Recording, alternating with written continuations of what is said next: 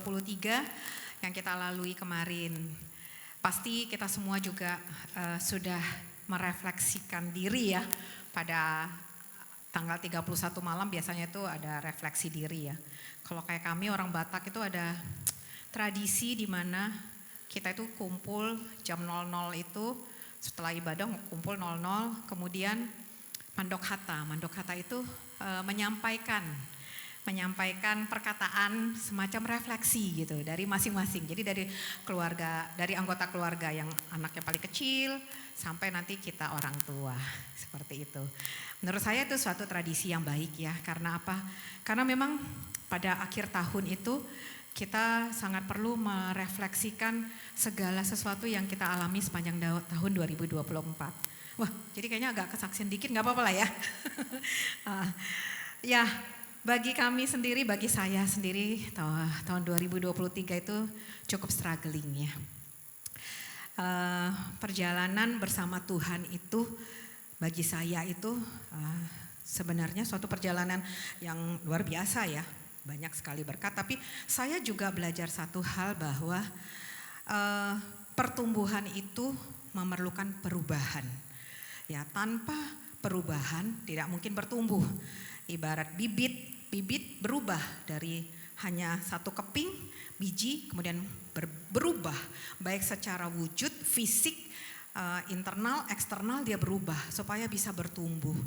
Nah, begitu juga dengan iman percaya kita kepada Tuhan itu membutuhkan pertumbuhan dan pertumbuhan itu membutuhkan perubahan. Perubahan akan membuat pertumbuhan. Bertumbuh kita nggak usah takut karena Tuhan yang Maha Kuasa menganugerahkan Roh Kudus bagi kita yang memampukan kita untuk bertumbuh. Untuk berubah itu membutuhkan komitmen kita. Komitmen, tanggung jawab, kedisiplinan, membangun hubungan pribadi dengan Tuhan. Tahun 2023 bagi saya merupakan tahun yang struggling dalam perjalanan iman. Karena banyak sekali tantangan secara pribadi yang saya hadapi, yang sering membenturkan saya pada kesedihan ataupun kadang ketidakberdayaan. Sampai akhirnya saya diingatkan Tuhan dari Yesaya 43. Dia pada akhir tahun dikatakan, beginilah firman Tuhan yang telah membuat jalan melalui laut dan melalui air yang hebat, yang telah menyuruh kereta dan kuda keluar untuk berperang, juga tentara dan orang gagah. Lihat, aku hendak membuat sesuatu yang baru, yang sekarang sudah tumbuh, belumkah kamu mengetahuinya? Ya, aku hendak membuat jalan di padang gurun dan sungai-sungai di padang belantara. Pengalaman kita di tahun 2023 tidak ada satupun yang dapat kita lakukan untuk merubah itu. Tetapi pengalaman itu akan membentuk kita untuk menghadapi tahun 2024. Karena Tuhan sudah membuka jalan baru bagi kita. Kita memang tidak bisa refleksi kembali ke situ. Tapi kita bisa membuka jalan dengan perubahan, pertumbuhan di tahun 2024. Teman-teman sekalian, Bapak Ibu, Tuhan kita luar biasa. Tapi kita juga dituntut untuk komitmen kita. Komitmen untuk berubah. Perubahan itu memang sulit. Perubahan itu sulit. Karena kita sering berada dalam kondisi steady state ya. Kondisi seperti itu. Atau sifat saya memang sudah seperti itu. Gak mungkin aku bisa berubah. Saya gak punya waktu. Udahlah, kalian harus menerima, itulah keberadaan diri saya. Tapi ternyata di dalam Tuhan tidak ada yang tidak mungkin. Asalkan kita memiliki hati yang bersedia untuk dibentuk dan juga keinginan untuk berubah. Karena Tuhan tidak akan mampu bekerja melalui diri kita. Tuhan memberikan kita free will. Kamu mau, kamu akan diberkati dengan luar biasa. Kamu akan mencapai segala yang Tuhan sudah siapkan bagi hidup kita. Tapi kalau kamu tidak mau, maka aku tidak akan bisa melakukan apa-apa. Itulah yang dikatakan Tuhan. Itulah yang saya dapat di dalam pergumulan saya di tahun 2023. Karena banyak hal yang saya harus rubahkan di dalam hidup saya. Terutama komitmen saya kepada Tuhan.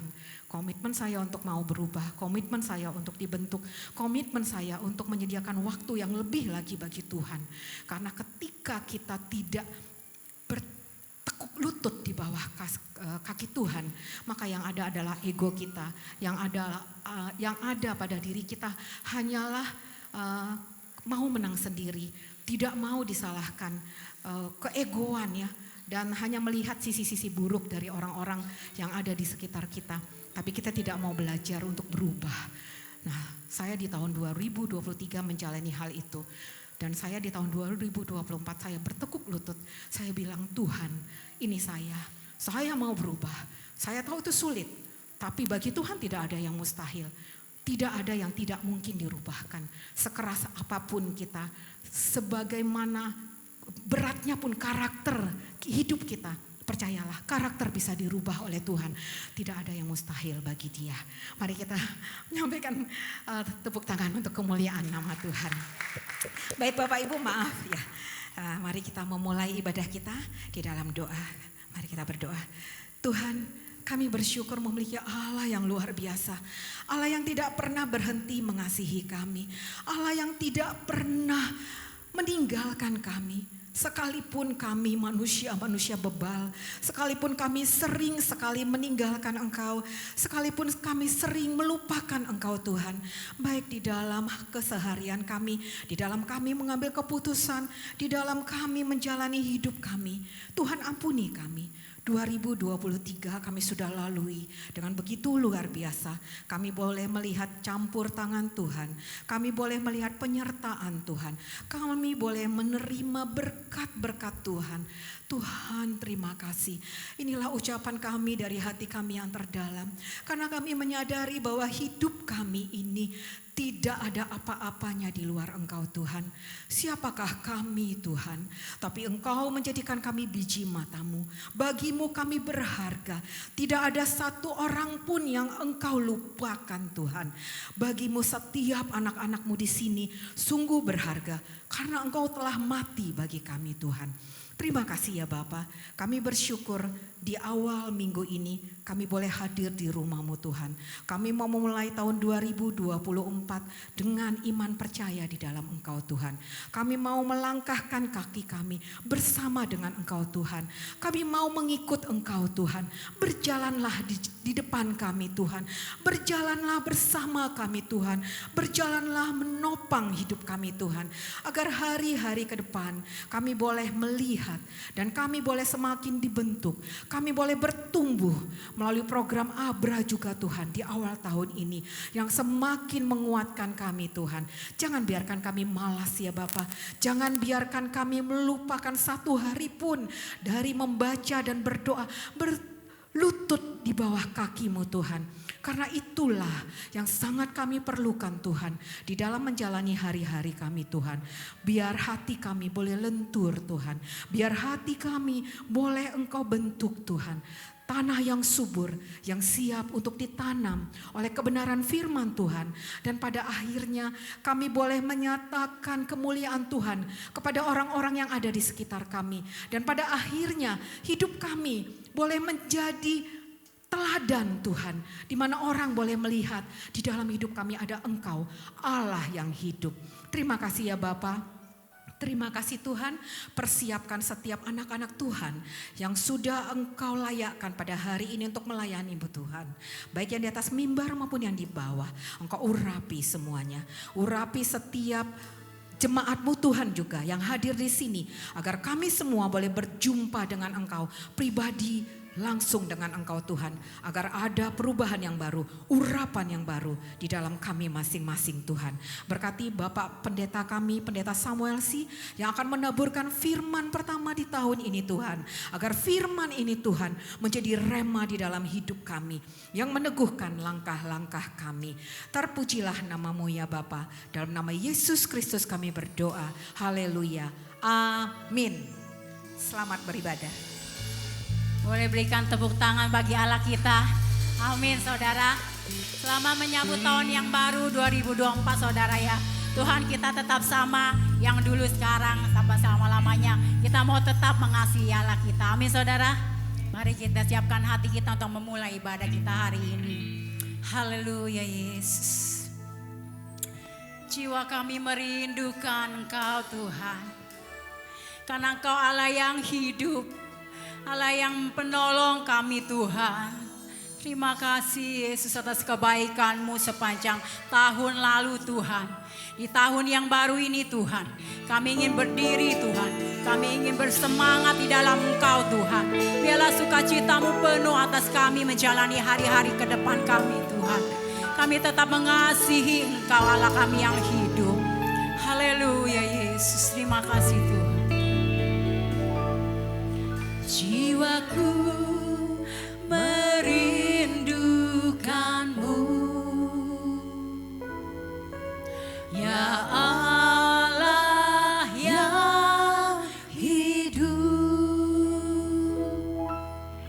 Jiwaku haus kepadamu,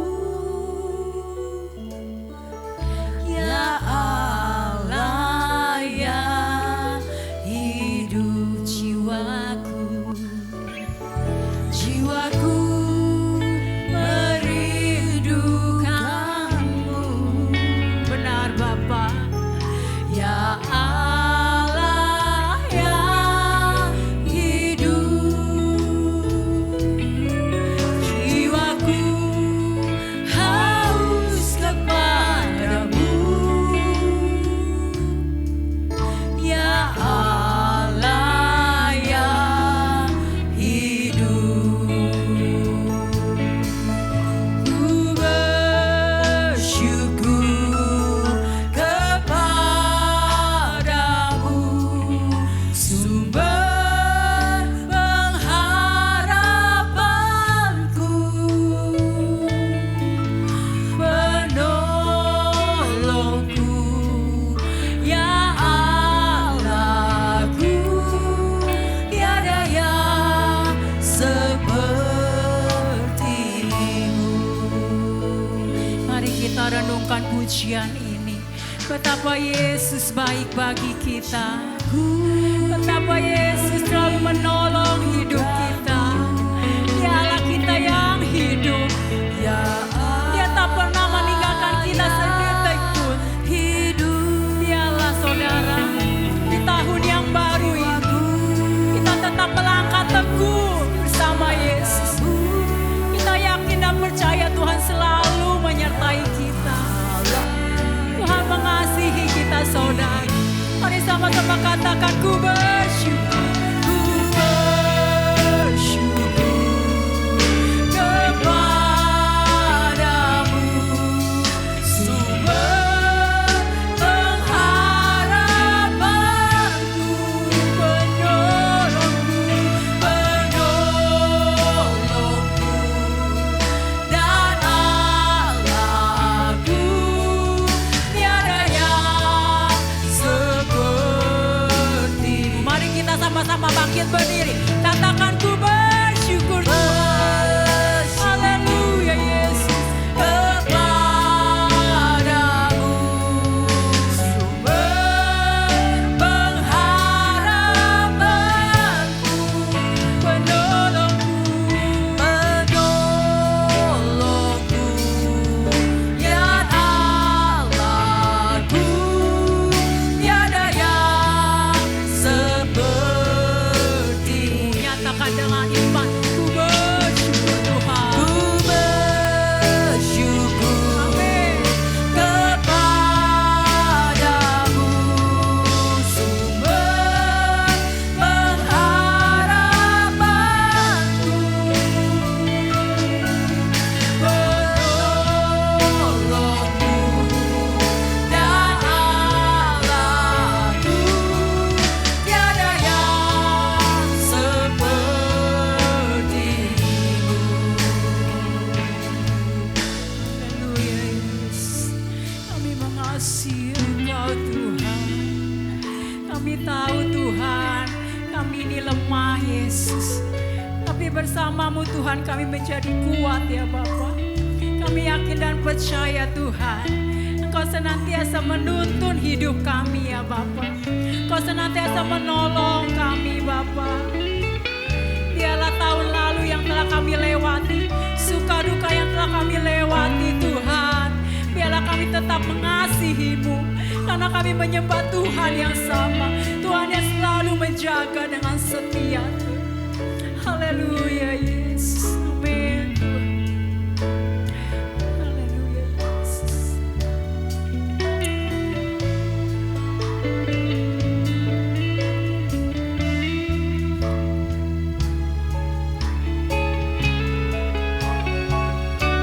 Amin. Sama-sama kita katakan ku nyanyi Hosan. Haleluya Yesus. Amin. Nyanyi Hosana bagi Rajaku yang duduk di sana. Aku muliakan dan ku agungkan. Kau layak disembah. Ku nyanyi Hosana.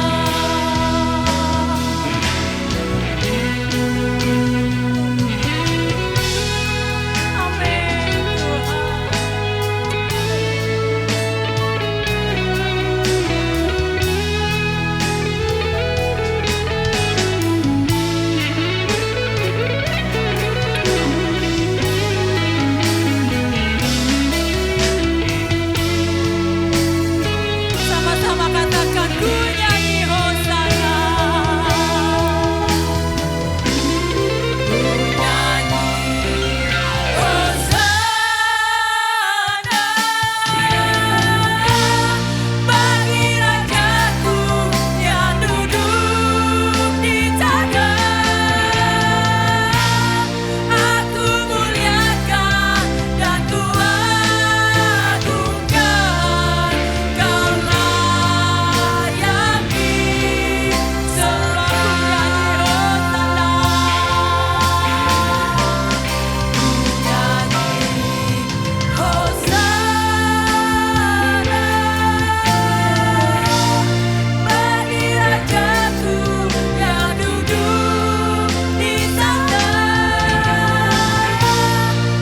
Ku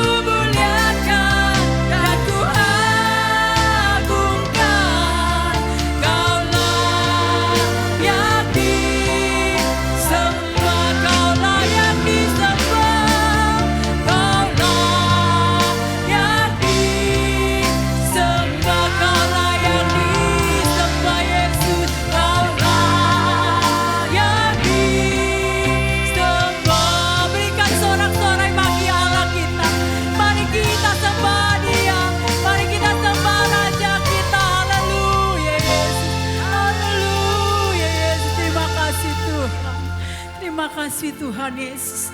Engkau baik bagi kami sekalian Tuhan. Kami siap Tuhan membuka ibadah kami pada hari ini. Hanya di dalam nama-Mu kami berdoa dan mengucap syukur. Haleluya. Amin. Silakan duduk saudara. Tuhan Yesus baik saudara. Dulu, sekarang, dan selama-lamanya. Amin.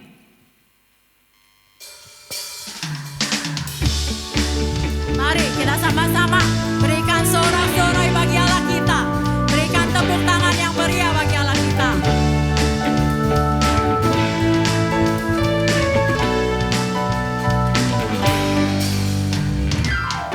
Dengan hati bersyukur masuk di hadirat-Mu, membawa pujian bagi-Mu Yesusku. Ku memandang wajah-Mu, bersuka di depan-Mu sambil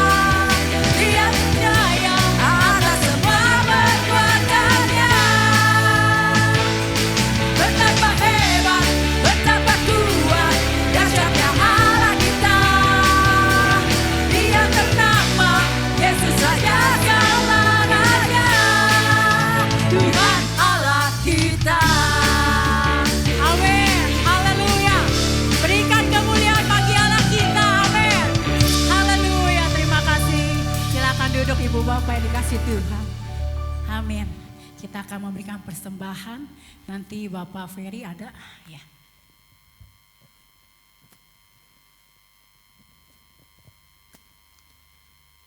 Baik Bapak Ibu, sebelum kita memberikan persembahan yang pertama, mari saya undang para petugas kolektan.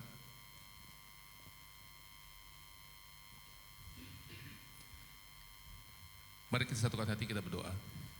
Bapa dalam surga, dalam nama Tuhan Yesus, kami mengucap syukur Tuhan buat anugerah-Mu yang begitu indah dan besar dalam kehidupan kami Tuhan. Terima kasih Tuhan, Kau telah mengizinkan kami untuk beribadah di tempat ini Tuhan. Kami sudah memuji dan menyembah-Mu Tuhan, dan sekarang kami akan memberikan persembahan kami yang pertama Tuhan Yesus. Mari ya Tuhan, Engkau memberkati tangan-tangan yang memberi pada hari ini Tuhan Yesus. Ajar kami Tuhan, untuk senantiasa memberikan yang terbaik kepadamu Tuhan. Karena kami tahu Tuhan Yesus, apa yang kami tabur, itu akan dipergunakan sepenuhnya untuk gereja kami. Terima kasih Tuhan, kami berdoa hanya dalam nama Bapa, Putra, Roh Kudus, di dalam nama Tuhan Yesus Kristus. Masih jemaat yang kasih Tuhan, sama-sama kita katakan, amin.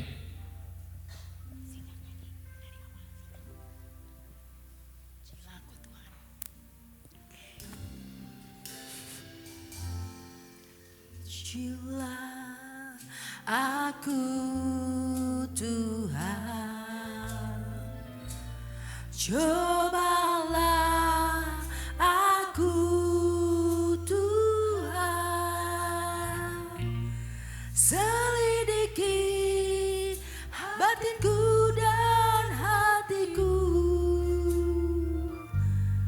mataku tertuju padamu. Sudah memberikan persembahan, kita sama-sama naikkan pujian ini.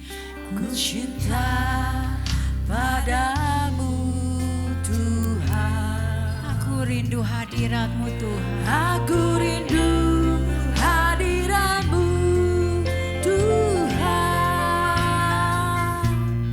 Aku ingin selalu dekat padamu,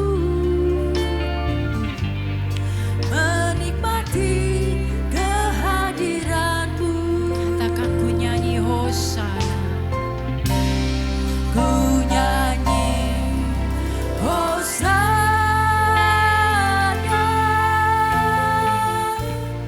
bagi Rajaku yang duduk di tahta. Aku muliakan Tuhan. Aku muliakan, Agungkan Yesus. Kau layak kami sembah Yesus. Kaulah yang Mari jemaat kita sama-sama bangkit berdiri. Naikkan pujian ini dengan iman. Pujilah aku Tuhan. aku Tuhan. Katakan cobalah aku. Cobalah aku Tuhan, selidiki batinku dan hatiku, mataku tertuju padamu. Katakan aku cinta padamu. Aku cinta padamu Tuhan.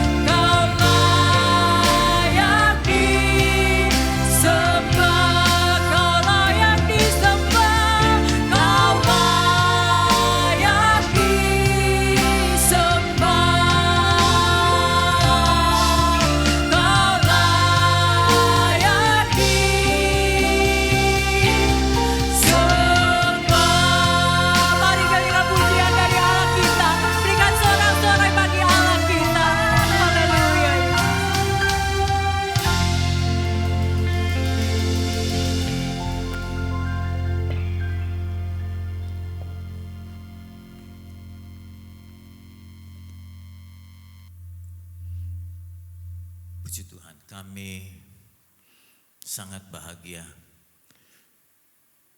karena kami di awal tahun berada dalam rumah-Mu. Kami dekat dengan sumber kehidupan. Kami bangga dan bersyukur masih setia Tuhan, mempercayai dan mengikut Engkau.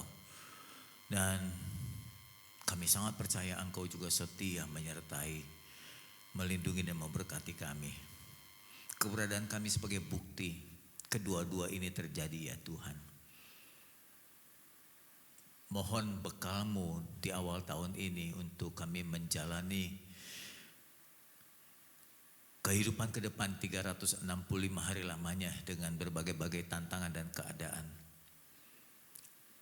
Jika tahun lalu kami mampu dan bisa, tahun ini pun kami pasti bisa.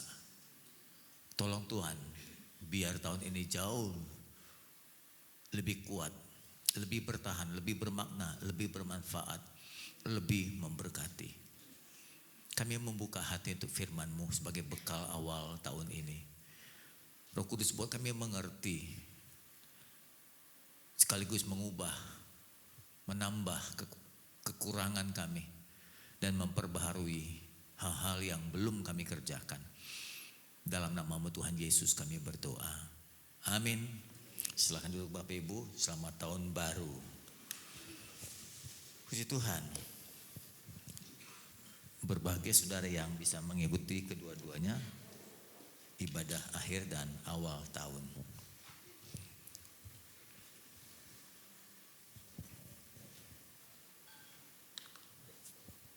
Pada awal tahun ini nanti di ujung dari khotbah saya ingin mendoakan beberapa bagian untuk hidup kita. Saudara mengaminkan ya. Kalau enggak ya rugi lah Ibu Bapak. Kalau enggak rugi. Saya mendoakan pribadi kita. Saya mendoakan usaha kita. Saya mendoakan pekerjaan kita. Dan memohon penyertaannya. Memohon artinya adalah keharusan kita memohon, kiranya Tuhan akan mengabulkan. Ada kurang lebih 15 permohonan yang sempat saya tulis selama 2 hari ini. Pengumuman yang pertama dari saya adalah Abra sudah berjalan. Saudara sudah tahu hal ini? Belum. Oke, belum. Sudah pasal ke berapa sekarang? Gampang hitungnya, satu hari 2 pasal. Kalau hari ke-7 berarti 14 pasal. Begitu ya? Lupa pasti. Oke. Dan untuk kali ini pembawa renungannya bergilir. Semua pejabat dari GBI Kasih Kristus mendapat giliran. Kalau ada 14 pejabat berarti mereka mendapat giliran 2 minggu sekali memberi ringkasan dari bacaan itu. Jadi pejabat pun harus membacanya. Saya memulainya karena untuk mengambil keputusan kemarin ini agak sedikit mendadak. Jadi saya yang membuat renungan sekaligus untuk 8 hari. Untuk 7 hari, kalau 8 hari saya lupa. Ini. Oke ya. Selanjutnya Sabtu besok kita akan meeting secara online untuk memutuskan atau memberitahukan kepada semua pejabat untuk mengambil bagian dalam memberikan ringkasan Abra. Semua jemaat kembali membaca Alkitab tiap hari berapa? Nah, dikurang itu diskon. Ini kan 3 pasal, jadi 2. Oke. Baik kan gembala? Oke, baik. Karena katanya kalau ketiga itu ngantuk, jadi bikin 2 supaya nggak ngantuk. Baik, saya sudah dengar begitu banyak manfaat dari Abra kita. Kemudian yang penting adalah sekolah minggu jangan dilupakan Bapak Ibu. Guru-guru sekolah minggu tolong perhatian pada anak sekolah minggu. Kalau boleh dikatakan jauh lebih penting Anda melayani sekolah minggu daripada ibadah umum. Kalau memang sekolah minggu kekurangan tenaga. Saya dengar hari ini murni sebagai koordinator sekolah minggu tidak bisa melayani dalam sebulan ini karena mengurus orang tua yang sakit di kampung halamannya. Jadi berkurang 1 ini dalam sebulan ini. Nah kalau ada ibu-ibu yang terpanggil melayani sekolah minggu, silakan hubungi Lisian. Saudara tidak harus pintar, nggak harus pintar cerita, tapi mendampingi dulu. Lama-lama terbiasa mendampingi anak. Saya kenapa pilih ibu-ibu? Karena ibu-ibu sudah terbiasa melahirkan, membesarkan anak-anak. Jadi kalau melayani anak sekolah minggu tidak terlalu sulit, ya, terlalu sulit. Tolong perhatikan, minta bantuannya ibu-ibu khususnya, ya, untuk melayani di ibadah sekolah minggu. Kemarin dalam ibadah minggu ibadah akhir tahun sempat saya memberi ingatan supaya ibadah sekolah minggu pun nggak boleh dilupakan, tidak boleh digabung dengan umum, karena kebutuhan umum terutama kebutuhan firman itu sangat berbeda dengan kebutuhan sekolah minggu. Anak sekolah minggu nggak mungkin mengerti khotbah saya, Bapak Ibu. Akhirnya dia akan bete di ibadah umum. Anak sekolah minggu nggak mungkin bisa mengikuti nyanyian dewasa, ya. Akhirnya mungkin mereka akan jadi bete. Nah ujung-ujungnya nanti mengganggu. Dia teriak sini teriak sana, ibadah umum jadi nggak berjalan dengan baik. Ya, yang ada dilayani, ya. Harus tetap dilayani, tetap dilayani. Karena ini di awal tahun, maka tentu sepatutnya kita menaikkan syukur kepada Tuhan. Ya, aku mau bersyukur kepadamu Tuhan. Dengan perasaan yang mendalam, kita mesti berkata, Tuhan, aku mau bersyukur kepadamu. Wah, tentunya ada banyak hal yang Tuhan kerjakan. Ya, seperti tadi Bu Sinta sudah sampaikan beberapa hal pengalaman pribadi sendiri menghadapi tantangan dan tekanan hidup.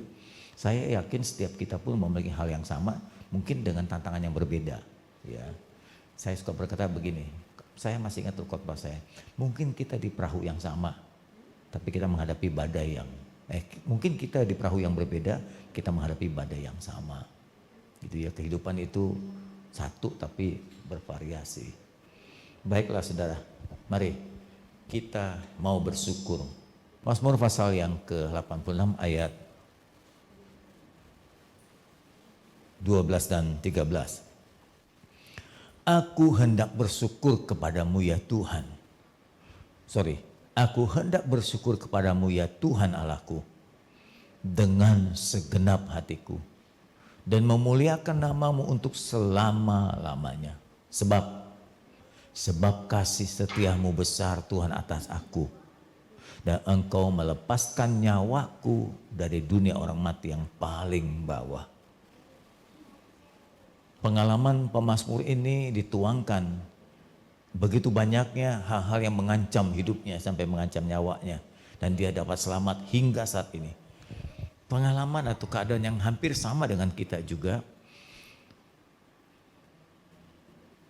Walaupun sudah didengungkan COVID muncul kembali, tapi kita bersyukur bisa melewati 1 tahun lagi, tahun COVID yang lalu. Atau dengan kata lain, kalau sampai saat ini kita masih ada, itu karena kebaikan Tuhan.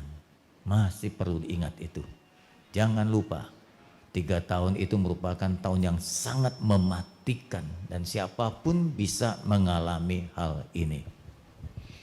Pernyataan yang sama, Tuhan, aku mau bersyukur kepadamu dengan segenap hati, sebab kasih setiamu besar dan engkau melepaskan nyawaku dari dunia orang mati yang paling bawah. Oke, kita melewati 1 tahun lagi masa COVID. Jadi ini tahun kedua ya kita melewati masa COVID ya. Baik. Kadang-kala kalau saya melihat di ujung tahun itu banyak kalimat-kalimat yang mengungkapkan seakan-akan bahwa Tuhan itu ikut terlibat seperti kondisi kita. Dimensi Tuhan itu sepertinya sama dengan dimensi kita. Umpamanya ada tahun lama, ada tahun baru, ada tahun 2003, ada tahun 2004 gitu ya. Selamat tinggal tahun yang lalu, banyak kenangan, selamat datang tahun yang baru. Sebetulnya bagi Tuhan tuh nggak gitu Ibu Bapak. Pertama, Tuhan nggak punya almanak. Nah ini akan agak lucu ya. Tuhan nggak terikat dimensi waktu, umpamanya di sorga itu ada almanak tanggal 1, 2, 3 tahun 2024. Nggak ada itu Ibu Bapak. Karena Tuhan tuh abadi. Jadi keadaannya nggak pernah bisa berubah. kemarin, hari ini, dan besok tuh sama saja buat dia. Jadi bagaimana mungkin kita bisa mengajak Tuhan masuk dalam tahun yang baru dan meninggalkan tahun yang lama? Buat dia sama, tidak ada perubahan. Tidak ada perubahan. Jadi dalam dunia supernatural itu nggak ada perubahan tahun, Bapak Ibu. Nggak ada. Jadi kalau kita di dunia manusia itu seringkali membuat momen-momen tertentu. Kebetulan saya sudah beberapa kali mengikuti tutup tahun di beberapa negara. Ujung-ujungnya cuma capek saja, jalan sini, jalan sana, tutup sini, tutup sana. Ujungnya cuma melihat kembang api, selesai, teng, ya, jam 24 pulang. Berdesak-desakan dengan orang hanya melihat kembang api dan penutupan akhir tahun. Menurut hitungan dimensi kita, Tuhan nggak ada yang begitu, Bapak-bapak, nggak ada. Ya, oke. Jadi harus bandingkan ya, Bapak Ibu harus dibanding ya. Jadi bagi Tuhan sama saja. Dari tahun 1 Masehi sampai sekarang pun Tuhan sama saja, nggak ada perubahan. Oke, ingat selalu kenangan 3 tahun lalu, kalau kita masih hidup sampai saat ini, kita telah lolos dari maut COVID itu. Tentu sepatutnya kita bersyukur kepada Tuhan berada di tahun 2024 ini. Kita masih ada, ya.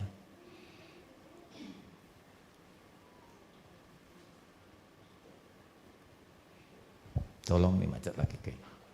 Kita bersyukur untuk kebaikan-kebaikan Tuhan atas bukan kelebihan, kekurangan kita. Sekalipun di tengah-tengah kekurangan kita, Tuhan tuh tetap baik.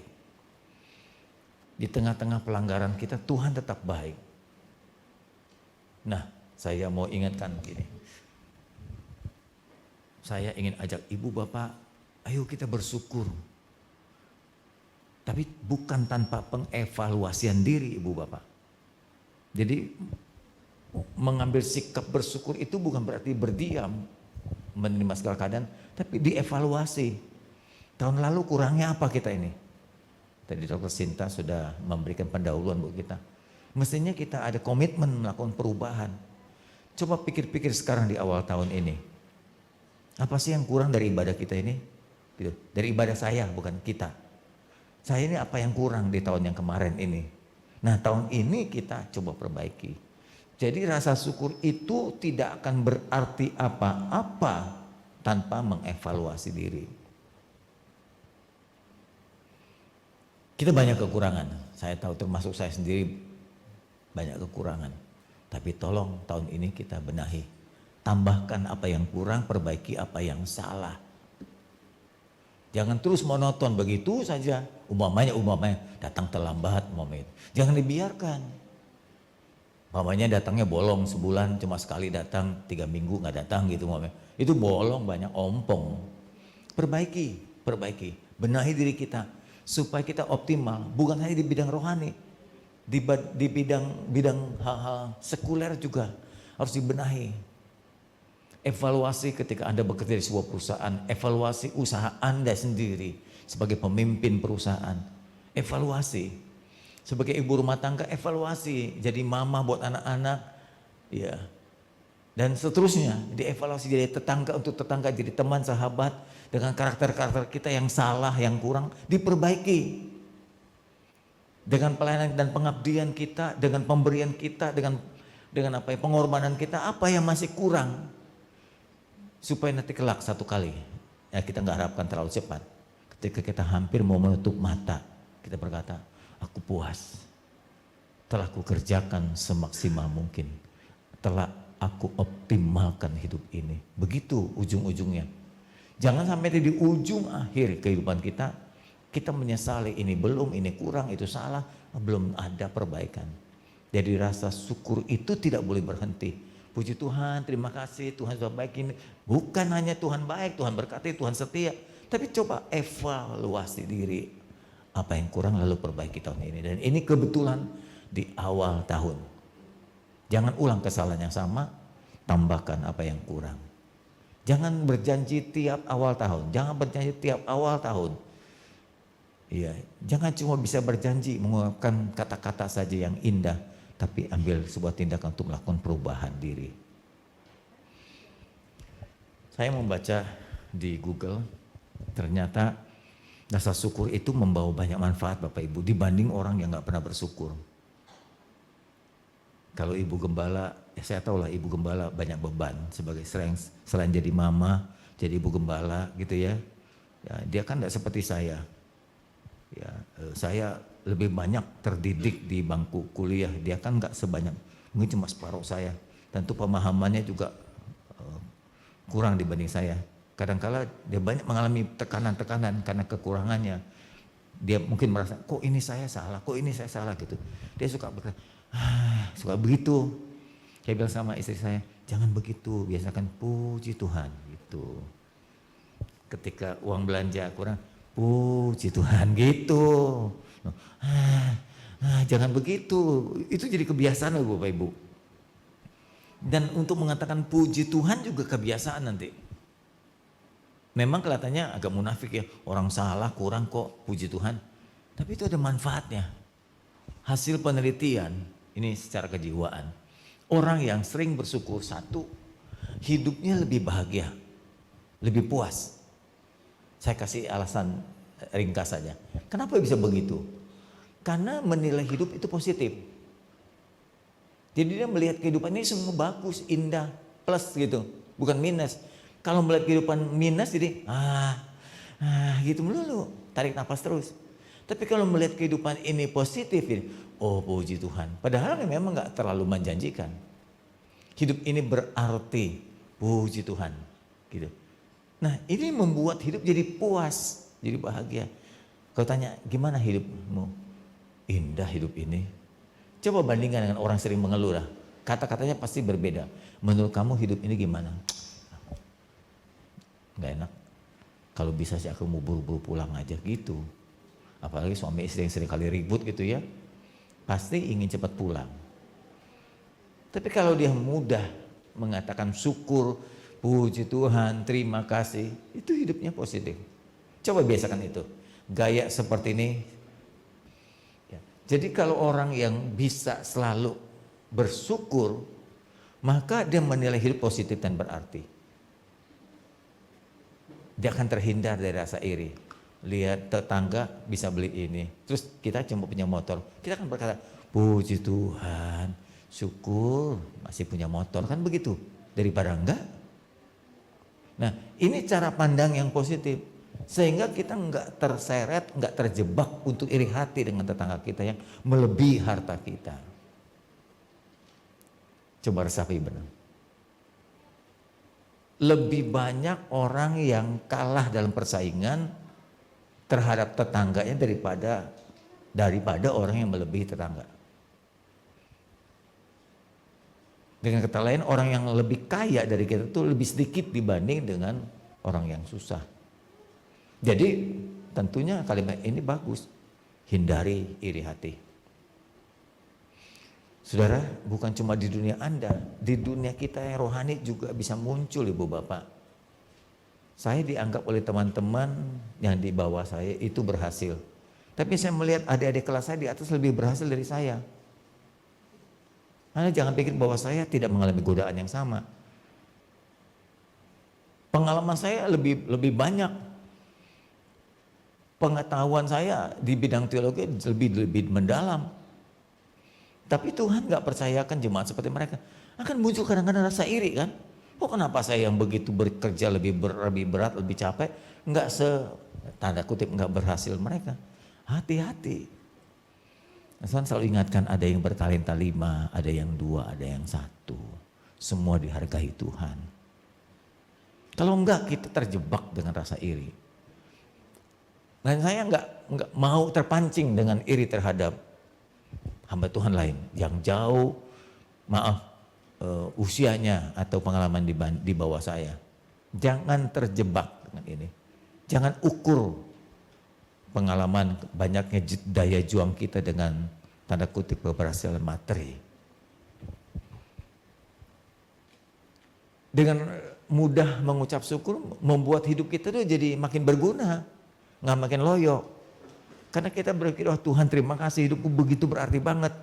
Kalau bang selalu puji Tuhan, orang Kristen punya kebiasaan puji Tuhan tapi nggak boleh lata.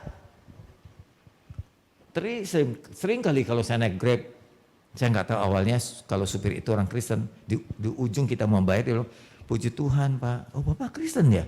Iya, saya bilang, saya pendeta. Belakangan saya berkata itu pendeta, diskonnya udah terlambat. Dia bilang. Terakhir ngasih ngomong tahu pendetanya. Jadi ucapan puji Tuhan itu seringkali jadi lata, tanpa diresapi dengan rasa syukur. Mestinya diresapi dengan rasa syukur sehingga hidup jadi berarti. Puji Tuhan, kan jadi indah hidup ini. Ya, syukur puji Tuhan. Kedua, menurut penelitian, orang yang seringkali mengungkapkan dengan sungguh-sungguh ya, puji Tuhan, syukur, terima kasih. Itu kata-kata itu tuh mewakili rasa syukur. Itu menambah teman. Saya seneng banget kalau dengar orang dengan sungguhan ya, dia bilang puji Tuhan. Itu rasanya seneng banget. Jadi saya di samping dia itu ada gunanya. Dia berkata tuh puji Tuhan dengan keadaan kita. Tapi kalau kitanya juga jadi berpikir negatif. Ada apa nih? Apa yang salah? Apa yang kurang nih? Dengan saya di samping dia orang ini gitu. Kenapa itu sahabat teman? Dengan rasa syukur orang akan berkata terima kasih. Puji Tuhan, aku berterima kasih punya teman sepertimu. Malah ada kalimat-kalimat terakhir itu di ujung tahun. Aku berterima kasih selama tahun ini 2023. Engkau telah mengisi hidupku. Menjadi teman yang setia. Engkau ada di dalam hidupku. Kata-kata itu sering ada. Apalagi saat kematian datang ya. Dia bilang terima kasih suamiku, temanku. Engkau telah mengisi hidupku selama ini. Kata terima kasih itu, ya kata terima kasih itu menghargai kehadiran kita, menghargai bantuan kita, menghargai keadaan kita, menghargai pemberian kita. Nah, kalau kita dengar orang seperti itu, semua yang diberikan dibilang kamsia ya, terima kasih. Senang banget kita memberinya. Dan makin lama teman dia tuh makin banyak. Jadi coba biasakan ibu bapak, maaf ya, mungkin pemberian seorang pada kita seringkali nggak begitu menilai, tapi biasakan berterima kasih. Orang akan senang mendengarnya. Jangan berpura-pura juga, tapi memang mesti bersyukur dan berterima kasih untuk pemberian. Pemberian apa saja, ajarkan kepada diri kita untuk berterima kasih. Anak pertama saya Grace. Tiap kali ada orang yang memberi, saya bilang sama Grace bilang apa? Terima kasih. Satu kali ada teman saya datang, saya nggak ada. Dia cari saya ke rumah. Terus dia lapor, Papa, tadi ada teman Papa. Terus saya tanya, dia ngomong apa? Terima kasih katanya. Jadi kebiasaan dia terima kasih, selalu jawabannya begitu. Padahal nggak beri apa-apa, cuma datang doang. Dia bilang terima kasih doang. Terima kasih itu menghargai bantuan, pemberian, ya, pemberian teman. Jadi makin lama orang makin senang dengar kita mengucap syukur. Senang bergaul dan senang melihat sikap kita ini. Walaupun mungkin kita kaya, kita nggak butuh lagi pemberian orang. Tapi ketika orang tuh memberikan sesuatu yang kecil, tetap ucapan terima kasih. Orang senang. Paham Bapak Ibu? Hargai setiap pemberian orang. Jangan bilang, gue ada banyak yang begini. Sombong. Sombong. Apalagi kalau dibuang di depan kita. Kita dikasih lalu kita kasih orang lain di depan dia. Itu kurang ajar namanya itu. Itu nggak menghargai pemberian orang. Terima. Mungkin kalau Anda nggak makan ya nggak apa-apa. Ya. Anda berikan orang lain tapi jangan sepengetahuan orang itu tuh menghina orang itu.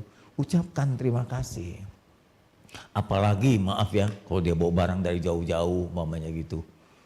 Ya, jauh-jauh bawa repot gitu terus kemudian mengingat kita. Itu Anda sudah istimewa di depan dia. Di mata dia Anda itu istimewa. Sampai Anda pergi ke satu tempat, dia ingat Anda untuk dibawakan oleh-oleh. Nah dengan begini, nanti pasti oleh-oleh ke rumah saya banyak nih pasti nih. Setelah saya khotbah begini nih. Ketiga, orang yang sering kali bersyukur, itu tubuhnya tambah sehat. Tambah sehat. Kenapa? Dia menghargai anugerah Tuhan atas tubuhnya. Bangun pagi, puji Tuhan gak stroke. Puji Tuhan mulut bisa ngomong. Puji Tuhan mata bisa melihat. Maaf ya, Linda boleh ngomong ya tentang mama ya. Saya tadi berdiri di belakang, Linda laporan agak sedih mukanya. Mamanya alami serangan jantung. Terus dokter suruh dia minum sedokat. Nah sebaiknya setelah saya dokat cepat ke rumah sakit untuk lakukan pemeriksaan. Coba bayangin, kalau kita bangun tubuh dengan tubuh sekarang begini sehat, itu mesti bersyukur. Bersyukur, mata melihat, mulut bisa ngomong, mulut nggak mengsong gitu ya, tangan nggak kaku. Anda jangan bilang ini kebetulan, semua juga begitu. Jangan bilang begitu. Memang banyak yang begini, tapi banyak yang begitu juga. Artinya banyak yang sehat, banyak yang nggak sehat. Nggak semua orang beruntung. Jadi ketika Anda bangun pagi dengan tubuh sehat, puji Tuhan. Ya gitu nggak? Bangun pagi udah ngomel-ngomel, macam-macam ngomong ada nggak karuan. Ingat yang kemarin. Ya, enggak, puji Tuhan, terima kasih. Gitu. Sehat kan jadinya tubuh kita. Terus kemudian melihat tubuh sehat kan dijaga, kan terpikir, oh tubuh sehat ini mahal nih. Terus kemudian ngapain? Olahraga. Perut tuh buncit semua. Iya lihat. Gembala, saudara ini sengaja mendisiplin diri begitu. Saya ingat Pak Effendi tiap kali retreat selalu pagi-pagi bilang, dari mana Pak? Pagi udah keluar jalan gitu ya. Tuh, kita suka malu kalau dengar begini. Nah apa aja saya ngomong malu Pak. Bangun pagi kita nggak jalan, bangun pagi kita terus sarapan. Mestinya jalan, betul yang betulnya jalan pagi. Oksigen masih bagus, nggak ada polusi. Ya, polusi udah turun semua kan, tengah malam, paginya itu hirup udara segar. Begitu harusnya. Ya, tapi yang mesti dahulu dengan doa pagi ya mestinya. Jaga kesehatan. Karena tahu tubuh itu adalah pemberian Tuhan. Dijaga, dirawat. Sama seperti Anda minjem mobil orang. Kalau Anda minjem mobil Kijang tahun 80-an ya mungkin nggak terlalu. Kalau Anda minjem Ferrari orang, dijaga nggak? Tanpa disuruh. Anda melihat Ferrari. Wah dikasih pinjam, mesti jaga baik-baik. Karena yang dipinjamkan tuh Mercy, BMW, Ferrari. Kalau Kijang tahun lama mungkin kita masa bodoh aja. Tubuh Anda itu lebih mahal dari Ferrari. Tuhan pinjamkan kepada Anda, dititipkan, jaga baik-baik. Olahraga dong. Orang Kristen jangan cuma doa aja. Olahraga. Olahraga ya. Hei, perut buncit. Bukan dilarang makan. Harus olahraga. Ya, pembakaran lemak. Jantung dilatih begitu rupa. Rajin olahraga, jaga kesehatan, makan yang gratis. Kalau bayar suka ada tekanan masalahnya. Makan yang sehat. Jangan apa semua disikat. Anda suka ngomong saya, Pak Samuel menjaga makan. Bukan. Saya mah menunggu. Mana yang gratis. Saya nggak mau suka makan. Udah ada umur begini nggak mau sembarangan makan. Jeroan disikat semua. Minta ampun. Karena masuk ke mulutnya enak. Kesininya jadi racun. Makanya kan firman Tuhan katakan. Jika engkau makan terlalu rakus, lalu taruhlah pisau di lehermu. Anda tahu maksudnya apa? Hentikan, berhenti nih makan, berhenti nih, gue gorok lu ya. Nah maksudnya sih begitu ilustrasinya. Batasilah. Anda bilang cinta sama istrimu, cinta sama suamimu, cinta sama anakmu. Kalau engkau makan rakus, engkau gak bisa panjang umur loh. Gak bisa temani dia lebih lama. Halo? Saya ingin jadi gembala Anda lebih lama. Saya ingin jadi suami buat istri lebih lama. Saya ingin jadi papa buat anak-anak lebih lama. Saya ingin jadi kungkung buat cucu saya lebih lama. Makanya saya mesti jaga tubuh ini. Gitu loh. Kita harapkan itu. Makanya dengan bersyukur dimulai dengan begitu, tubuh jadi sehat. Kalau yang keempat, dengan sering bersyukur menghindari stres. Enggak, puji Tuhan. Rasa syukur itu ya berterima kasih mengurangi gangguan stres. Karena semua disyukuri, bukan dikeluhkan. Walaupun ada kesusahan sedikit, puji Tuhan gitu aja. Karena dengan kata puji Tuhan, kita tahu setelah kesusahan ini pasti ada jalan keluar itu. Jadi kata syukur itu mengimani bahwa setiap kesulitan selalu ada jalan keluar. Itu kata syukur. Kita nggak jalan sendiri, ada Tuhan kok. Anda sendiri, maaf ya, orang ateis saja bisa menyelesaikan masalahnya. Apalagi orang bertuhan. Kok nggak ada amin? Lu tunggu disuruh lu. Yang kelima, kalau orang suka bersyukur, tidurnya berkualitas. Kan tidur dengan rasa syukur. Coba bayangin. Orang yang sering bersyukur 15 menit sebelum tidur. Kalau sempat, kalau rajin, tolong catat nih. Ini nanti malam nih ya.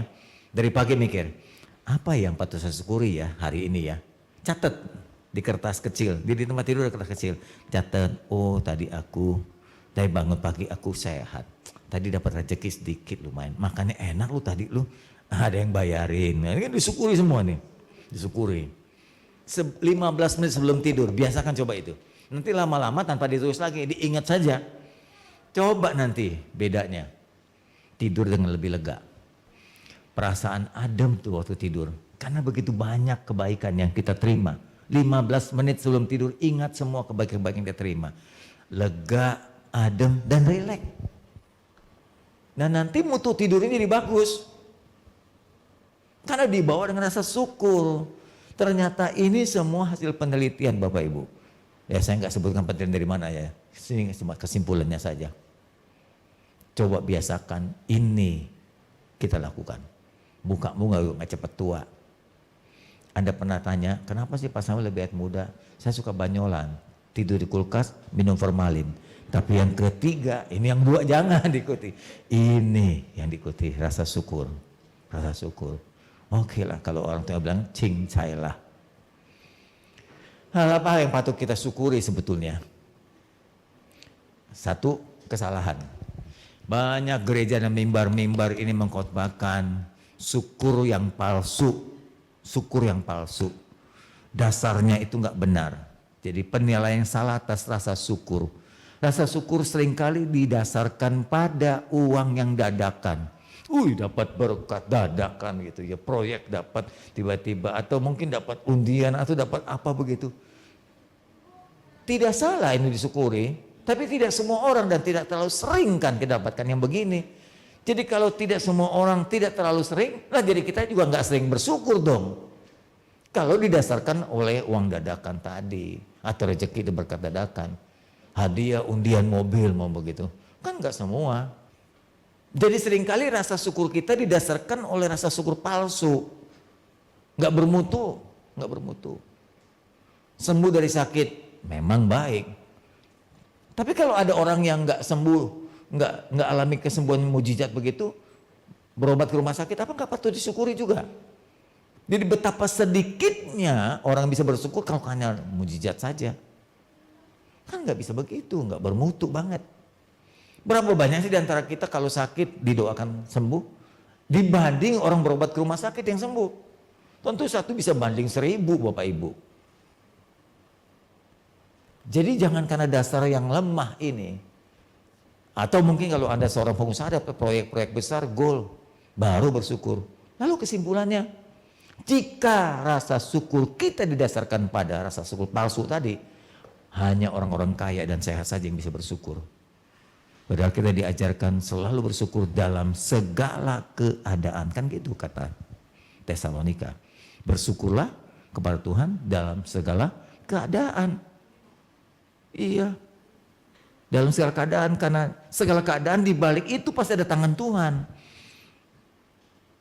Mungkin saat ini kita dalam keadaan tekanan, kesulitan. Itu mungkin didikan Tuhan, itu juga patut disyukuri. Mungkin itu pelajaran, didikan Tuhan. Pembentukan Tuhan, bukankah kita bersyukur dalam pembentukannya? Tuhan mau perhatikan kita untuk dibentuk, itu diproses. Jadi jangan bersyukur dengan dasar yang salah. Kedua, apa sih yang kita patut syukuri? Tubuh yang sehat. Itu jauh lebih bermutu daripada mobil hasil undian tadi. Ya. Tubuh yang sehat jauh lebih beruntung atau lebih berkat daripada uang dadakan dan proyek-proyek yang kita dapatkan. Di dalam Ulangan pasal 8 diingatkan ini dalam ayat 11 sampai 18. Berhati-hatilah supaya jangan engkau melupakan Tuhan Allahmu dengan tidak berpegang pada perintah peraturan ketetapan Tuhan yang kusampaikan kepadamu hari ini. Supaya apabila engkau sudah dapat makan, kenyang, mendirikan rumah-rumah, dapat undian mobil malah, serta mendiaminya, apabila lembu sapimu, ini kan bicara soal usaha nih. Kambing dombamu bertambah banyak, emas serta perakmu bertambah banyak. Engkau mendapatkan banyak harta, mungkin yang dadakan dan yang tidak. Segala yang ada padamu bertambah banyak. Jangan engkau jadi tinggi hati Sehingga engkau melupakan Tuhan Allahmu yang membawa engkau keluar dari Mesir. Ingat sejarahmu dari perbudakan. Yang memimpin engkau melalui padang gurun yang besar dan dahsyat itu dengan ular-ular ganas serta kalajengkingnya, tanah yang gersang yang tidak ada air. Dia yang membuat engkau keluar, ya air keluar bagimu dari gunung batu yang keras, dan yang di padang gurun memberi engkau makan mana yang tidak pernah dikenal oleh nenek moyangmu. Supaya dengan didikan itu engkau direndahkan, hatimu direndahkan, ya, dicobainya engkau hanya untuk kebaikanmu, ya, pada akhirnya. Maka janganlah engkau berkata dalam hatimu, kekuasaanku, kemampuanku, kekuatan tanganku yang membuat aku jadi kaya ini. Hati-hati. Tapi haruslah ingat kepada Tuhan Allahmu, sebab Dia yang memberikan engkau kepadamu kekuatan untuk memperoleh kekayaan dengan maksud meneguhkan perjanjian diikrarkan dengan sumpah kepada nenek moyang sampai sekarang ini. Kesimpulannya, jika kita bisa kaya dan diberkati Tuhan, ingat itu bukan karena hebatnya engkau, bukan karena engkau pintar, bukan karena engkau lebih baik. Ingat, Tuhan yang memberikan kemampuan tadi, Tuhan yang memberi kekuatan, Tuhan yang memberikan kesehatan. Dengan kekuatan kesehatan itu kita bisa kerja, bisa mengelola, bisa mencari nafkah. Ya, mestinya tiap kali kita bangun tidur, saya lagi tangan bisa bergerak. Jangan bilang ini kebetulan, mata bisa melihat, otot-otot digerakkan, nggak mengalami apa saraf kejepit segala macam begitu ya. Sekarang ini banyak banget di Palang itu bekerja beberapa orang alami saraf kejepit, senasib semua. Ya, nggak gampang itu ibu bapak ya. Kita bangun terus tubuh semua normal, bekerja dengan baik, patut disyukuri. Itu anugerah Tuhan ibu bapak. Ya. Kita juga sampai saat ini masih sehat hidup. Udah lewat nih hampir tahun kedua kita lewati masa COVID yang mengerikan sekali. Jangan bilang kebetulan juga. Malah ibu bapak, makanan yang kita dapatkan mungkin tanpa kita tahu itu sudah diatur Tuhan. Orang-orang dunia suka makan gini, rezeki mah gak kemana-mana gitu ya seringkali ya. Ada benarnya juga, Tuhan sudah mengatur berdasarkan firman di dalam Mazmur pasal 127 ayat 1-2. Jikalau bukan Tuhan yang membangun rumah, sia-sia usaha orang membangunnya. Jikalau bukan Tuhan yang mengawal kota, sia-sia pengawal berjaga-jaga. Sia-sia kamu bangun pagi-pagi. Pagi-pagi sudah harus bangun kerja, duduk sampai jam malam, kerja lembur, makan roti ini diperoleh dengan susah payah. Tetapi Tuhan memberikan roti itu kepada orang yang dicintainya. Kapan? Saat dia tidur. Anda tahu ngerti ayat ini? Orang tua kita dulu, saya ingat mama saya punya anak 10. Kebanyakan memang sih kalau di ukuran sekarang ya. Laki 6, perempuan 4. Tiap kali kita mau bangun sekolah, bangun gitu, mama papa udah gak ada di rumah. Tapi di meja sudah ada roti dan susu. Untuk kita makan dari yang kecil sampai SMA. Jadi 10 anak itu sudah disiapkan. Satu kali saya bangun pagi hari. Karena mimpi, saya bangun jam 3. Mama sudah di dapur tuh. Udah potongin roti, udah siapin susu. Jadi ketika kita bangun, mama sudah pergi, papa, untuk cari nafkah. Artinya orang tua lah yang menyediakan roti dan susu itu. Begitu dengan Tuhan, kurang lebih ayatnya sama. Ketika kita masih tidur, Tuhan tuh udah siapkan berkatnya. Jadi makanya jangan suka menipu orang lain, percuma. Jangan serakain rezeki orang lain, percuma. Tuhan sudah atur demikian rupa berkat untuk kita. Kerjalah, kita kerjakan bagian kita dan Tuhan akan kerjakan bagian Tuhan. Paham ibu bapak teologi kita, teologi kerjasama, kita kerjakan bagian kita, nanti Tuhan akan kerjakan bagian Tuhan. Begitu cintanya dia kepada kita, sayangnya dia atur rezeki waktu kita masih tidur. Roti disediakan pada orang yang dicintai pada waktu tidur. Kalau saya keluar gereja, dulu sering saya khotbah di luar kota, di gereja lain, tapi belakangan ini saya sudah kurangi banyak banget. Saya lebih banyak konsen ke gereja sendiri karena permintaan pekerja. Katanya minimal sebulan 2 kali gitu, 2 kali di Palang, 2 kali di Gading ya. Saya udah usahakan ini. Dulu tiap kali keluar Minggu di sebelah ada satpam. Dia, Pak Pendeta, tapi pagi Minggu kok orang libur Pak Pendeta keluar. Iya, saya mau kerja melayani. Oke. Kalau orang lain ditanya, tetangga sebelah tanya, kok kerja juga? Iya, cari rezeki. Kalau saya ditanya, kok Minggu juga pergi? Ngapain? Ambil rezeki. Itu beda. Kenapa yang satu cari, yang satu ambil? Karena yang cari belum tentu dapat. Kalau saya udah pasti kan udah disediakan waktu tidur. Gereja yang undang saya sudah siapkan PK-nya. Kok nggak ada amin? Iya. Cuma Anda nggak kebagian aja. Kalau Anda kebagian, gue kebagian apa kalau begitu? Jadi ketika datang, habis khotbah selesai disediakan PK. Malah maaf ya, di kalender kan ada itu, ada jadwal setahun. Ya mungkin karena sudah dikenal, dia sudah dijadwal. Kadang ada gereja tertentu, Pak, bisa ngelain, aduh maaf tahun ini udah penuh gitu. Bukan karena hebat, karena mesti khotbah di gereja sendiri, ibu bapak gitu. Ya udah penuh tahun depan aja ya gitu. Nah kalau dulu udah daftarkan, jadi kan kita tahu nih, udah ada rezeki nih di kalender kita nih gitu. Halo, amin. Ya berkat tambahan lah, ya berkat tambahan. Dengan gaji pokok kadang-kadang juga kurang kan, jadi mesti cari tambahan lah begitu. Ngojek, ojol. Bapak Ibu, tapi Tuhan baik. Sediakan. Dia mencintai sekaligus dia menyediakan roti bagi kita. Sementara kita masih tidur. Itu artinya rezeki sudah diatur sebetulnya. Anda keluar cuma kerja aja merespon dari berkat itu. Kan gitu. Jadi jangan sombong. Ingat Tuhan yang beri kekuatan. Tuhan yang beri kesehatan. Dengan kekuatan kesehatan itulah kita mengais rezeki itu. Begitu mestinya. Sehingga muncul rasa syukur tiap kali bangun pagi. Tubuh sehat. Puji Tuhan bisa kerja nih. Coba bangun tidur tiba-tiba gigimu sakit. Gusimu bengkak. Nggak bisa ke kantor udah. Baru cuma gigi tuh. Belum kalau penyakit mematikan. Nggak bisa apa-apa berbulan-bulan. Jadi kalau Anda bisa berbuat sesuatu tiap hari. Syukuri. Jangan sombong. Ini karena keringat saya loh. Ini karena keringat saya. Kalimat yang benar adalah ini anugerah Tuhan loh Pak. 2 minggu lalu Tuhan kirim. Itu bulan lalu Tuhan kasih tuh. Turuko di depan itu tahun lalu. Gitu Tuhan anugerahkan. Enggak ada yang karena aku. Kita cuma merespon saja. Tuhan yang menyediakan. Ada banyak cara Tuhan ya untuk mendapatkan rezeki dan berkat itu. Banyak cara Tuhan. Juga termasuk untuk anak-anak kita. Biasakan tanamkan ini pada anak-anak kita. Kalau engkau dapat sesuatu itu karena kemurahan Tuhan. Jangan sombong. Yang terakhir, yang patut kita syukuri berkat yang terbaik. Bukan cuma uang, harta, segala macam. Kedua, yang terakhir yang adalah bersyukur untuk penebusan. Kalau udah ngomong begini, kita orang Kristen udah terbiasa. Akhirnya kita sepelekan.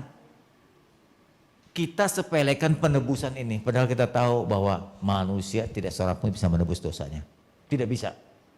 Maaf ya, agama apapun teliti baik-baik. Tidak ada kemampuan menebus dosanya. Makanya mereka kalau mati cuma kalimatnya mudah-mudahan saja. Tidak ada kepastian. Kalau dengar begini kita juga nggak terlalu serius.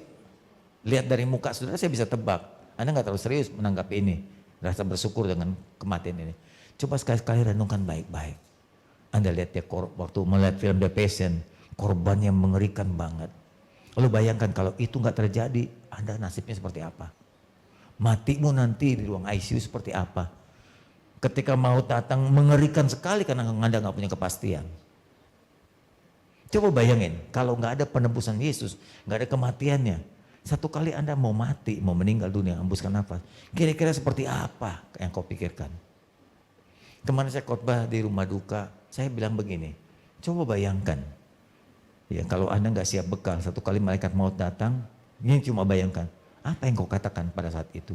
Kira-kira bagaimana perasaanmu ketika maut datang, jika engkau nggak siap? Lalu ketika engkau nanti dibawa malaikat di hadapan Yesus, kau mau ngomong apa? Kalimat pertama yang kau ucapkan pada Tuhan itu apa nanti?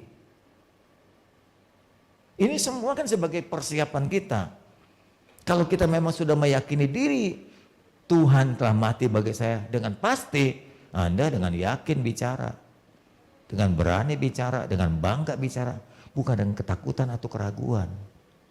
Makanya ini jadi penting, karena nggak begitu penting berkat ini, seringkali kita ibadah asal-asalan. Tanda-tanda orang yang kurang menghargai penebusan Tuhan adalah ibadahnya nggak pernah serius. Nggak serius. Kembali lagi evaluasi diri. Ini awal tahun. Kalau cara ibadahmu kurang di tahun lalu, ayo perbaiki tahun ini. Mumpung masih baru. Apa yang kurang tambah, apa yang salah perbaiki, dievaluasi. Komitmenmu kurang, pengabdianmu kurang, pemberianmu kurang, pelayananmu kurang. Ayo tambahkan, mau kapan lagi? Umur kita sudah tambah dan umur kita makin berkurang. Jadi artinya kesempatan itu makin langka, makin sedikit. Kesempatan makin sedikit Bapak Ibu. Nanti kalau kita sudah ada di seberang sana baru sadar, wih penting ya ternyata ya keselamatan ini, kematian Yesus ya. Coba baca ayat ini. Matilah orang miskin itu lalu dibawa malaikat ke pangkuan Abraham. Orang kaya itu juga mati lalu dikubur. Sementara si orang kaya itu menderita sengsara di alam maut. Ia memandang ke atas, dari jauh dilihatnya Abraham dan Lazarus yang duduk di pangkuannya. Lalu berserulah orang kaya itu, katanya, Bapak Abraham kasihani aku. Suruh Lazarus itu supaya mencelupkan ujung jarinya ke dalam air untuk nyejukkan lidahku, sebab aku sangat kesakitan dalam nyala api ini. Di sini mulai terasa betapa pentingnya keselamatan. Tetapi Abraham berkata, anak, ingatlah engkau telah menerima segala yang baik waktu hidupmu. Lazarus segala yang buruk sekarang, ia mendapat hiburan dan aku sangat menderita. Antara kami dan engkau terbentang jurang tak terseberangi. Kita nggak bisa saling menyeberang, ya. Kamu nggak bisa datang pada kami nggak bisa datang kepadamu.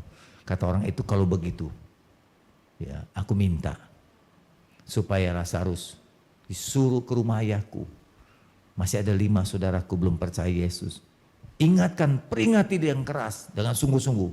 Supaya mereka jangan masuk seperti aku di tempat penderitaan ini. Aku sudah terlanjur ada di sini.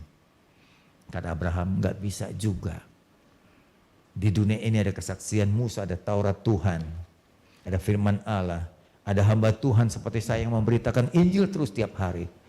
Dengar, kalau mereka mau dengar kesaksian itu, mereka mau percaya. Kalau tidak, percuma saja. Dengan kata lain begini, kalau kondisi seperti ini, coba kekayaan gak ada gunanya. Titel gak ada gunanya, pengalaman gak ada gunanya, prestasi gak ada gunanya, semua gak ada gunanya. Yang berguna cuma satu, penebusan. Setelah kita nanti wafat, satu-satu yang paling penting cuma penebusan. Semua yang kau miliki di dunia ditinggalkan dan tidak bisa menebus kesalahan tadi.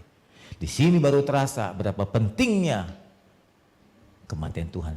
Patut kita syukuri dari sekarang. Kalau udah begini baru bilang, oh ya betapa pentingnya. Jaga kalau begitu. Kerjakanlah keselamatanmu dengan takut dan gentar, kata Paulus. Takut kata gentar itu artinya serius lah.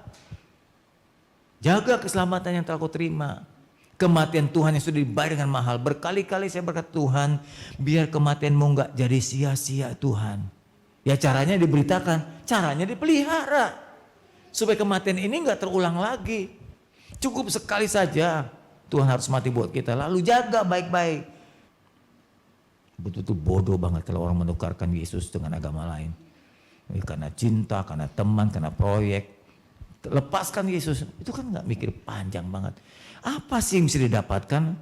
Bahkan kalau mati kayak begini ditinggal semua. Lihat orang kaya ini, kekayaannya nggak bisa memindahkan dia. Jangankan memindahkan, mendapatkan setetes air aja susah. Susah setetes air aja nggak dapat.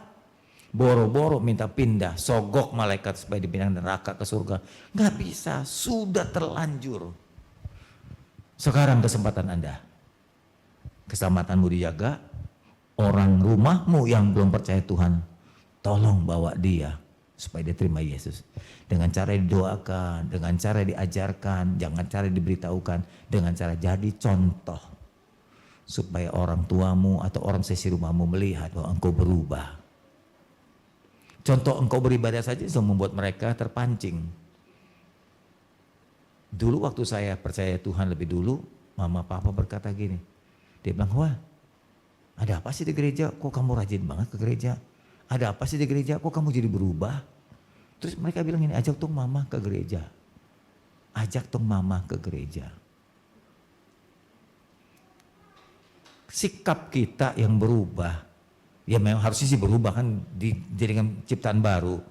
Itu akan memancing mereka untuk cari tahu siapa Yesus itu. Bukan cuma dengan ngomong, tapi dengan tingkah laku. Ayo, syukuri untuk hal ini.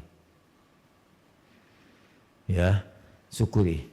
Sebab pada akhirnya semua kekayaan nama besar, prestasi, titel di neraka tidak lagi ada gunanya. Tidak bisa menolong kita. Saya ingat di video, jangankan soal neraka. Itu kali ada wanita Cina di video masuk rumah sakit. Suaminya kalau nggak salah karena sakit kanker mematikan. Lalu dia bilang, tolong ya suami saya. Dokter bilang, angkat tangan. Itu wanita membawa uangnya banyak banget. Kemudian dia berkata dalam tulisan itu, dia bilang, tolong dokter berapapun saya bayar. Dokter bilang, nggak bisa, saya nggak bisa tolong, stadium terakhir. Uang itu disebar loh, disebar. Anda kan lihat videonya itu kan, disebar. Itu membuktikan bahwa kekayaan sebagaimanapun nggak bisa menolong penyakit kanker yang mematikan itu. Apalagi kalau begini, apa yang bisa kita andalkan? Jadi kita harusnya mensyukuri kalau Yesus mati bagi kita. Kita bersyukur banget kita bisa percaya. Enggak semua orang bisa terima Yesus loh ibu bapak. Enggak semua orang. Anda pikir saya dan saudara itu pinter sehingga bisa terima Yesus? Banyak orang pinter goblok. Tertutup imannya. Bahkan banyak orang bodoh yang percaya Tuhan. Jadi apa penyebabnya? Anugerah aja. Anugerah. Saudara dan saya bisa terima Yesus itu anugerah. Karena pilihan Tuhan. Pun karena kita hebat. Oh Pak kan saya bisa beriman. Iman itu anugerah juga dari Tuhan. Allah meletakkan iman sehingga kau bisa percaya Dia. Kalau udah begini ya tinggal menyesal selama-lamanya. Tidak bisa balik. Saya pernah dulu berkhotbah beberapa bulan lalu. Di akhirat saya yakini ada jutaan orang menyesal. Pertama dia gak bisa balik lagi ke dunia untuk mengulang kehidupannya. Kedua dia sudah menderita selama-lamanya dan gak bisa keluar dari neraka itu. Dengar baik-baik ya. Sudah sampai sana gak bisa balik. Anda teriak pakai nama Samuel pun Tuhan bilang maaf. Gak ada garansi nama Samuel juga. Gak bisa ada garansi nama gembalamu. Kita bertanggung jawab secara personal. Hargai keselamatan ini dengan cara baca abrah supaya imanmu terpelihara. Beribadah dengan setia, jangan ompong supaya imanmu terpelihara. Setuju? Buat persekutuan dengan Tuhan supaya imanmu terpelihara. Karena di luar banyak sekali cobaan dan godaan yang membuat imanmu jadi luntur. Bahkan mungkin saja bisa berpindah percaya. Jadi nggak sedikit yang jadi mualaf kan? Tidak sedikit. Anda bertahan, bukan karena Anda hebat. Belum ada yang menggoda saudara. Jadi kesimpulannya, syukurilah. Syukurilah tiap hari, tiap waktu atas dua anugerah Tuhan ini. Kesehatan dan keselamatan. Ini jauh lebih berharga dari apapun juga. Mari kita tunduk kepala. Kita mau berdoa, siapkan hati untuk masuk dalam perjamuan. Perjamuan ini tanda Dia menyelamatkan kita. Pelihara, jaga keselamatan kita dengan takut dan gentar. Puji Tuhan. Bapa Surgawi, kami siapkan diri untuk menerima anugerah Tuhan. Engkau telah lakukan itu 2000 tahun lalu dan kami patut menjaganya sepanjang hidup kami. Berkati kami yang memberi dan menerima perjamuan ini. Teguhkan kami dalam nama Yesus. Amin. Mari.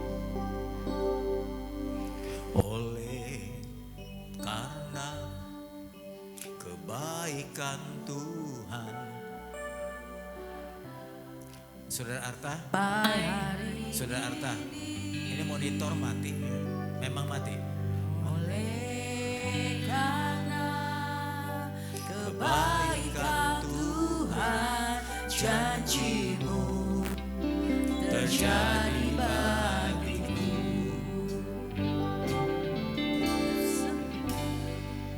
Karena kebaikan Tuhan ada sampai hari ini. Oleh karena kebaikan Tuhan, janji-Mu terjadi bagiku.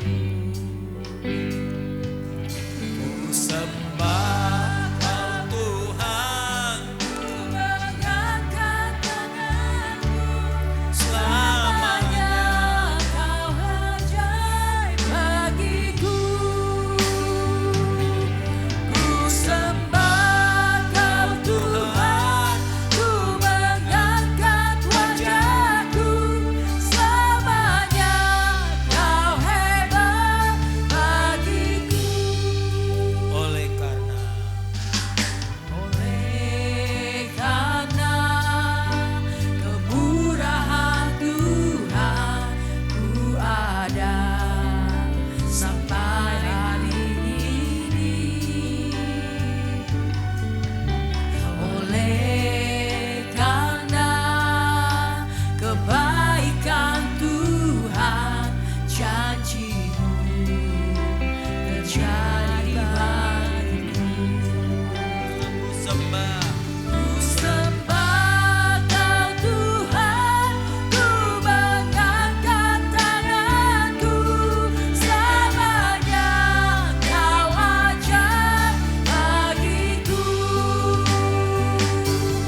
Ku sembah Kau Tuhan, ku mengangkat wajahku, selamanya Kau hebat bagiku. Mari kita sama-sama berdiri. Ku sembah Kau Tuhan, ku mengangkat tanganku, selamanya Kau ajaib bagiku. Ku sembah Kau Tuhan, ku mengangkat wajahku, selamanya Kau hebat bagiku. Ada jemaat yang belum dapatkan roti dan anggur? Di atas ada. Oke, bukalah hati-hati anggur saudara, jangan sampai tertumpah. Kita pegang roti di tangan kanan kita. Siapkan hati saudara. Coba renungkan baik-baik seperti firman yang tadi diberitakan. Kalau Tuhan tidak mati buat kita, kalau Tuhan tidak menebus dosa kita, kita tidak pernah sanggup. Tak ada satu manusia pun sanggup menebus dosanya sendiri, boro-boro menebus dosa orang lain. Betapa kita bersyukur Tuhan mau turun ke dunia ini, jadi manusia dan menebus kesalahan kita. Kita bersyukur mengenang semua kedahsyatan pengorbanan Tuhan itu. Tidak ada satu oknum yang mampu berbuat seperti itu. Kalau toh ada yang berani mati, tapi dia bukan Tuhan. Tuhan satu-satunya telah berkorban bagi kita. Siapa saudara dan saya sehingga diperhatikan, dipedulikan, dibayarkan dosanya? Bukankah dia sangat mengasihi kita? Apakah engkau mengasihi Tuhan? Apakah engkau rindu membalas kebaikannya? Apa yang telah kau perbuat selama ini? Tahun telah berlalu lagi. 1 tahun lagi berlalu. Sudahkah engkau memperbaiki pembalasanmu, pengabdianmu, pelayananmu terhadap Tuhan? Mari evaluasi diri. Buat komitmen yang baru. Komitmen yang memperbaharui pengabdian kita kepada Tuhan di tahun baru ini. Tambahkan yang kurang, perbaiki yang salah. Lakukan apa yang belum kita lakukan untuk kemuliaan Tuhan. Roti di tangan kananmu mengingatkan kita akan tubuh Tuhan yang telah hancur. Anggur tangan kirimu menggambarkan darah yang telah dicurahkan. Kematian yang sangat mengerikan itu harus dilakukan demi membayar kesalahan kita. Dengarkan firman-Nya. Apa yang telah kutuliskan ini kepadamu, aku aku terima dari perintah Tuhan. Bahwa Tuhan Yesus pada waktu yang diserahkan, dia mengambil roti. Sesudah dia mengucap syukur atas roti itu, ia memecahkannya dan berkata, inilah tubuhku yang diserahkan bagi kamu. Perbuatlah ini menjadi peringatan akan aku. Mari kita makan bersama-sama di dalam nama Tuhan Yesus Kristus.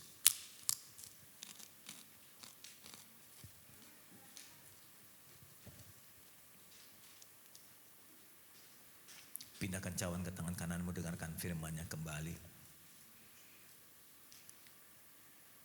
Kemudian dia mengambil cawan sesudah makan dan berkata, cawan ini adalah perjanjian baru, telah dimeteraikan oleh darahku. Lakukan ini tiap kali kamu meminumnya untuk mengingat akan pengorbananku. Sebab tiap kali kamu makan roti dan minum cawan ini, kamu memberitakan kematian Tuhan sampai Tuhan datang. Kita minum bersama-sama dalam nama Tuhan Yesus Kristus.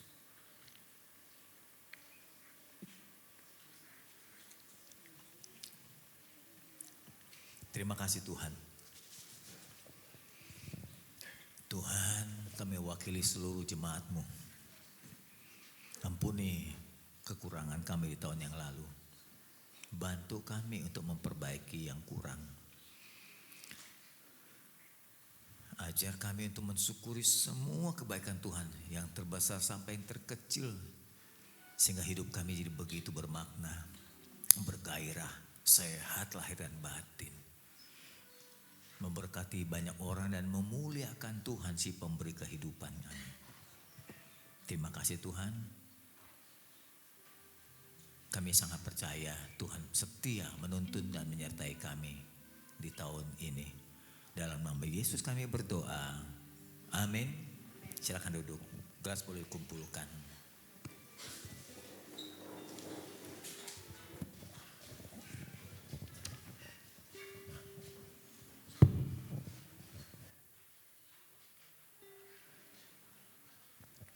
Terima kasih untuk menyampaikan firman Tuhan dari Bapak Gembala. Semoga memberkati kita semua di tempat ini ya saudara ya. Sebentar kita akan memberikan persembahan. Sambil menjalankan persembahan kita akan melihat tayangan multimedia. Petugas persembahan dipersilakan. Silakan Pak Ferry untuk berdoa.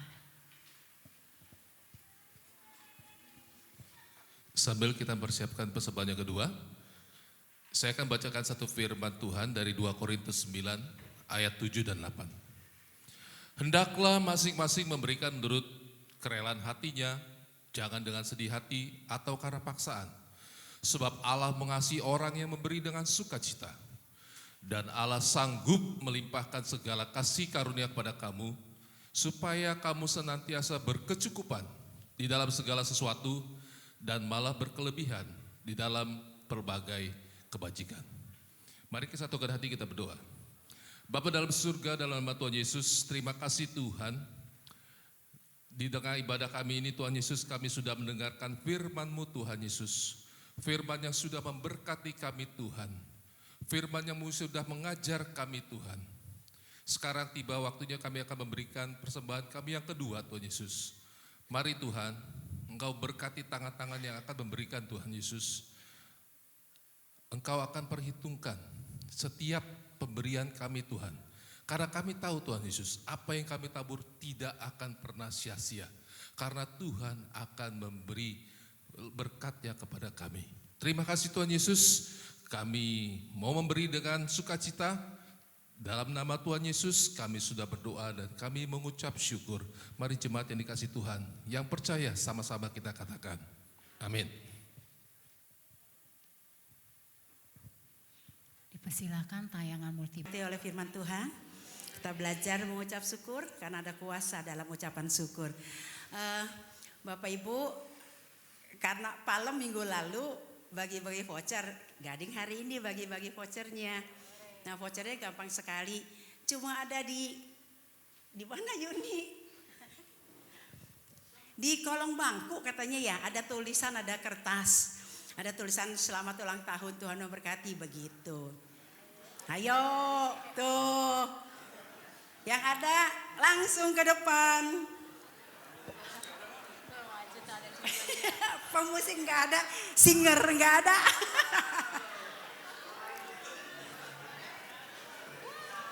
Ada. Memang nggak besar tetap vouchernya, tapi kan tetap bersyukur, berkat namanya. Kasih Yuni.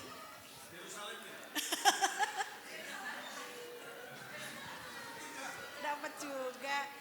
Yuni.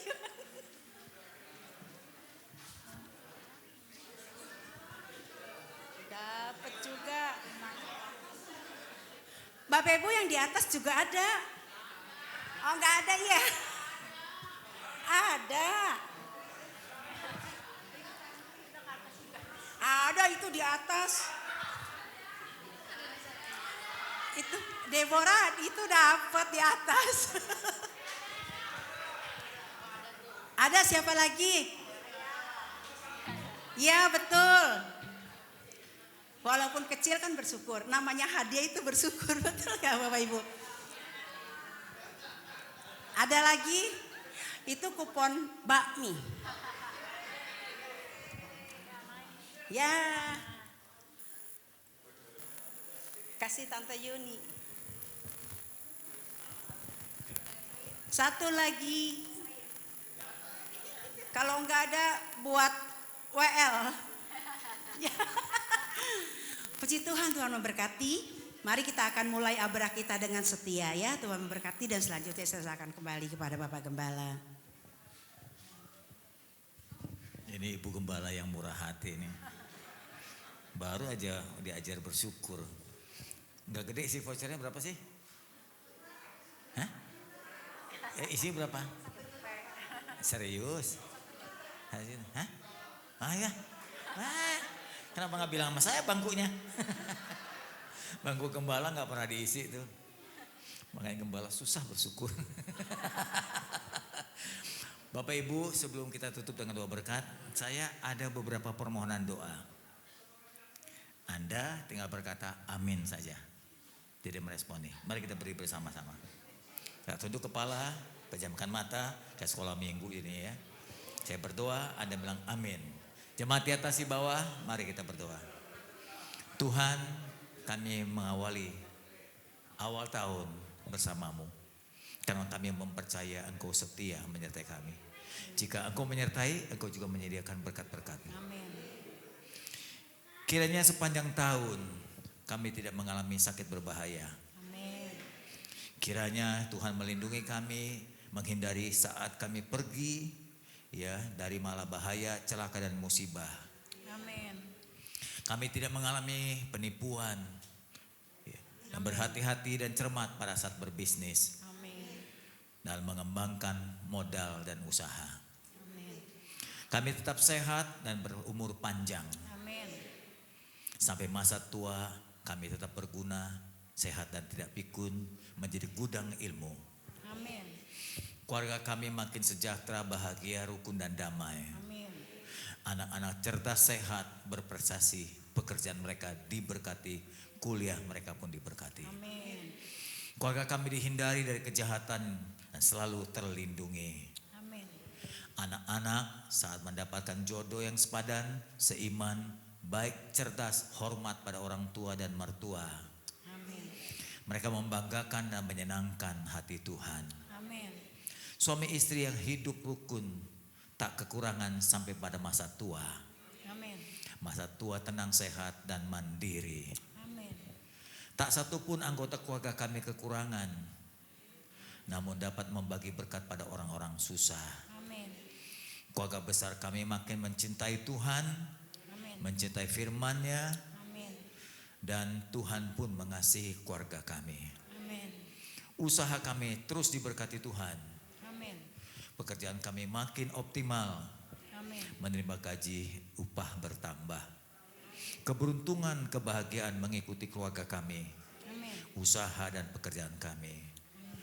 Baiklah saudaraku, Tuhan inilah permohonan kami di tahun ini. Biarlah sepanjang tahun ini tergenapi. Sehingga kami menjadi orang yang berhasil, beruntung, memuliakan nama Tuhan. Jemaat Tuhan, mari angkat tanganmu dan terimalah berkat penyertaannya. Tuhan menyinari engkau dengan wajahnya. Tuhan memberikan kasih karunia melampaui akal kita. Bersama dengan kasih Bapa, cinta Yesus yang tak pernah berubah, kekuatan perlindungan Roh Kudus Allah Tritunggal ada bersama kita mulai hari ini, besok, dan sampai selama-lamanya. Haleluya. Amin. Selamat tahun baru. Amin. Selamat tahun baru.